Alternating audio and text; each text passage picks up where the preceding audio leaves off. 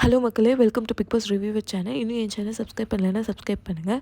So Kamrudeen and பார்வதியோட ஃபைட்டை நான் கண்டினியூ பண்ணுறேன். முன்னாடி ஒரு வீடியோ போட்டிருக்கேன். ஸோ டிஸ்குவாலிஃபை ஆகிட்டாங்க.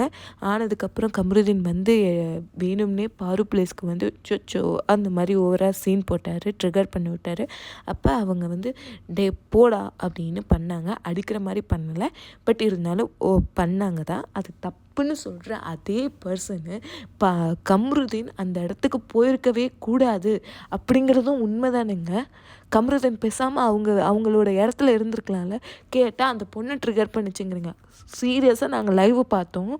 அவர் வேணும்னே அந்த இடத்துக்கு போய் அந்த பொண்ணை ட்ரிகர் பண்ணார் அந்த இடத்துல. ஓகேங்களா? இப்போ கம்ருதீனுக்கு எதுக்கு இவ்வளோ சப்போர்ட் பண்ணுறீங்க?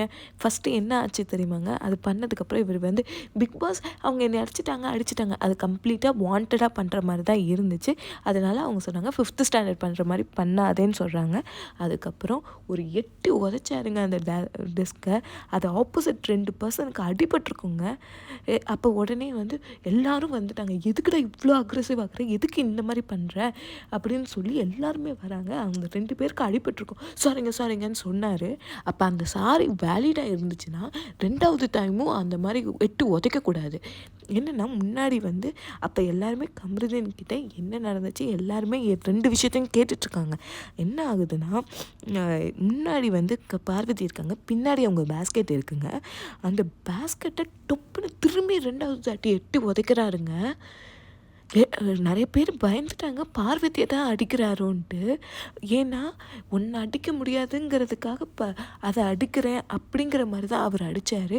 அதில் ஃப்ரஸ்ட்ரேட் ஆகி இவங்களும் அடிச்சிட்டாங்கங்க. அது தப்பு தாங்க.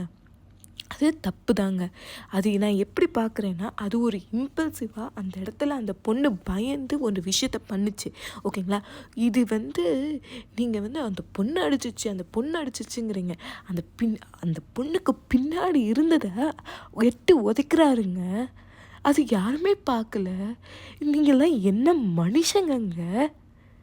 கொலை பண்ணிவிட்டு அந்த பொண்ணு பண்ணுச்சுன்னு சொல்லிடுவீங்களா? இந்த அளவுக்கு அக்ரெசிவ்னஸ் தேவைங்களா? அங்கே இருக்கிறவங்க எல்லாருக்குமே வந்து பயந்துட்டாங்க, பார்வதியை தான் அடிச்சிட்டாரோன்ட்டு. ஏங்க அந்த பொண்ணு மேலே உங்களுக்கு வெறுப்பு இருக்கலாங்க. அந்த பொண்ணும் ஒரு மனுஷி தான். ஓகேங்களா? அந்த பொண்ணுக்கும் பயம் வரும் தான். திவ்யா கிட்ட விக்ரம் கத்தும் போது எப்படி திவ்யாவுக்கு பயம் வரும்னு அத்தனை பேர் சப்போர்ட் பண்ணிங்களோ, பார்வதிக்கும் பயம் வராதாங்க? அதுவும் பொண்ணு இல்லைங்களா? எப்படிங்க இப்படி மனசாட்சியே இல்லாமல் பேசுகிறீங்க? அப்படிங்கிற மாதிரி தான் இருக்குது. எல்லாத்துக்கும் அந்த பொண்ணே தான் காரணம். அந்த பொண்ணே தான் கம்ருதீன் என்ன பண்ணாலும் அந்த பொண்ணு தான் காரணமா?